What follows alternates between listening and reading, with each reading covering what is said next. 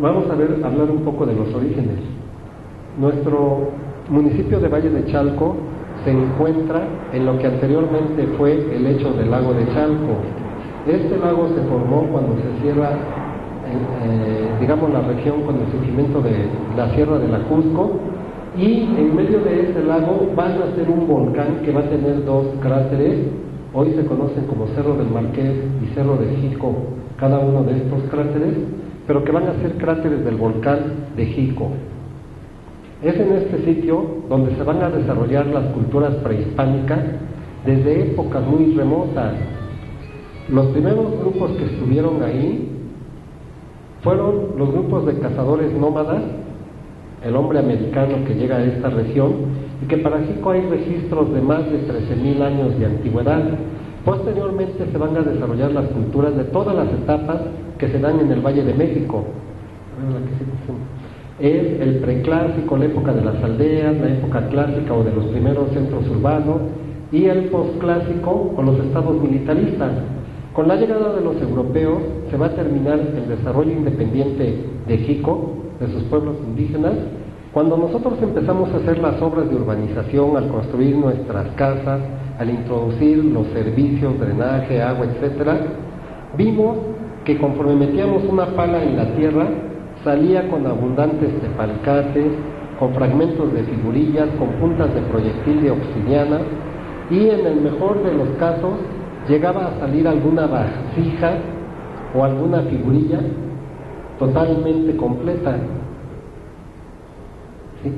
Y esa destrucción que veíamos, ese surgir de elementos enterrados y que hablaban de la historia pasada del lugar, nos motivó a convocar a la población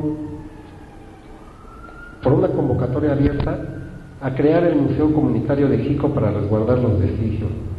Lo que hicimos fue llevar a las escuelas la información que teníamos sobre los vestigios arqueológicos. La que sigue, por favor. Nos dimos a la tarea, la que sigue, de llevar la exposición por escuelas, como aquí vemos. La que sigue. Aquí es el interior de una iglesia donde tenemos la exposición. Nuevamente el patio de una escuela.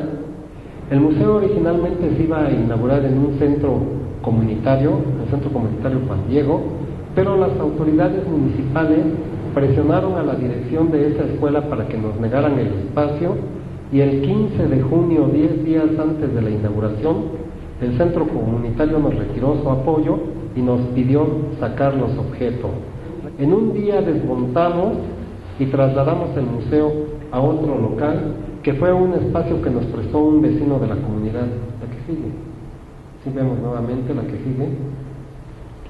Y pese a todos los augurios, en esos 10 días que habían de diferencia entre el día que nos pidieron que desalojáramos el Juan Diego y el día de la inauguración, volvimos a montar el museo comunitario en el mismo espacio, trabajando prácticamente las 24 horas, y le cumplimos a la comunidad.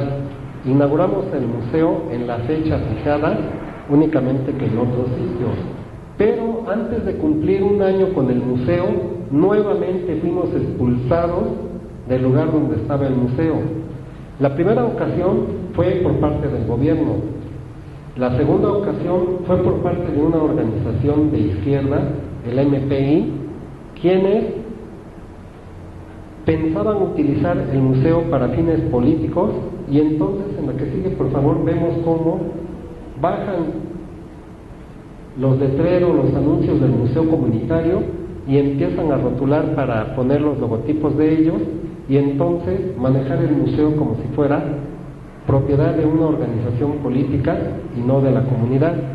Evidentemente nosotros nos organizamos y en un rato volvimos a sacar el museo, que lo tuvimos que guardar en las casas de los habitantes de la localidad. ¿La que sigue? El primer aniversario de que habíamos creado el museo nos la pasamos en el exilio. El 19 de junio de ese mismo 1997 volvimos a reabrir el museo, ahora en las instalaciones de la Hacienda de Jico. La que sigue, por favor. Pero la gente que formamos el museo sigue. no teníamos ningún conocimiento sobre arqueología, sobre el patrimonio cultural, y tuvimos que iniciar la capacitación. El arqueólogo en un inicio, después la Unión Nacional de Museos Comunitarios, nos enseñaron los procesos para crear exposiciones, y aquí lo importante es que éramos gente del museo quienes aprendíamos a hacer este trabajo. Nos tuvimos que convertir en curadores, en museístas de nuestro propio museo. Nosotros, como parte de la comunidad, teníamos, por decirlo así, un diagnóstico de la misma comunidad.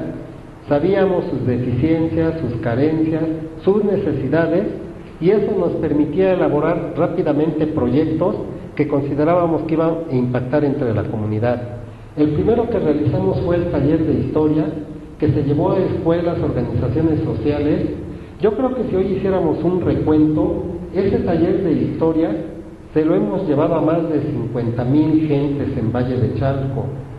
Pero la historia que recogíamos también la plasmamos en estos cuadernos de historia.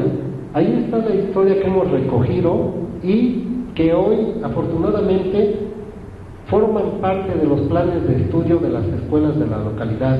Otro de los proyectos que elaboramos fue crear el Consejo de Cultura de Valle de Jico y articular un proyecto de actividades anuales, un calendario de actividades que llevamos como iniciativa del museo hacia las organizaciones de Valle de Chalco, y el Carnaval de Valle de Chalco y el Consejo de Cultura en un inicio contó con la participación de 12 organizaciones de Valle de Chalco, que después se fueron sumando más organizaciones hasta el momento en que llegamos a tener 20 organizaciones participando en este Consejo de Cultura. Creamos un museo escolar también, porque una escuela que había contribuido con muchas piezas para la creación del museo nos mandó llamar a los 2 años para decirnos que tenían más piezas. Nosotros pensamos que nos las iban a dar para el museo, pero cuando llegamos a la escuela nos dijeron: sí, tenemos más piezas, pero queremos que nos ayuden a crear un museo dentro de la escuela. Aquí vemos ese museo ya instalado. En la imagen anterior teníamos cómo estaban las piezas en el espacio que destinaron para museo, que era un salón de clases, y posteriormente las colocamos en vitrinas que ahora funcionan como parte del museo escolar. Pero no bastaba únicamente resolver las problemáticas o tratar de resolver, buscar soluciones para los problemas de Valle de Chalco. Si nosotros nos hubiéramos aislado nada más en nuestra localidad, hubiéramos sido más vulnerables, hubiera sido más fácil que acallaran nuestra voz, y entonces lo que hicimos fue vincularnos a la problemática nacional.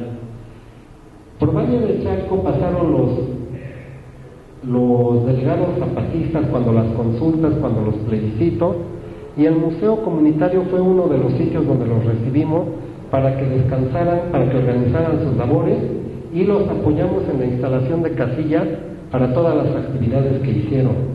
Déjenme decirles que por el Museo Comunitario de Valle de Chalco pasaron los zapatistas, estuvieron también los compañeros de la APO cuando vinieron a la Ciudad de México, estuvieron también los electricistas cuando fue disuelta la Compañía de Luz y Fuerza del Centro, pasaron también los policías comunitarios de Guerrero en su marcha que hicieron también, en su caravana que hicieron desde Guerrero hasta la Ciudad de México, y recientemente se acercaron al Museo Comunitario los estudiantes del 132, los estudiantes de Valle de Chalco, para solicitar el espacio del museo porque en sus escuelas no podían organizarse.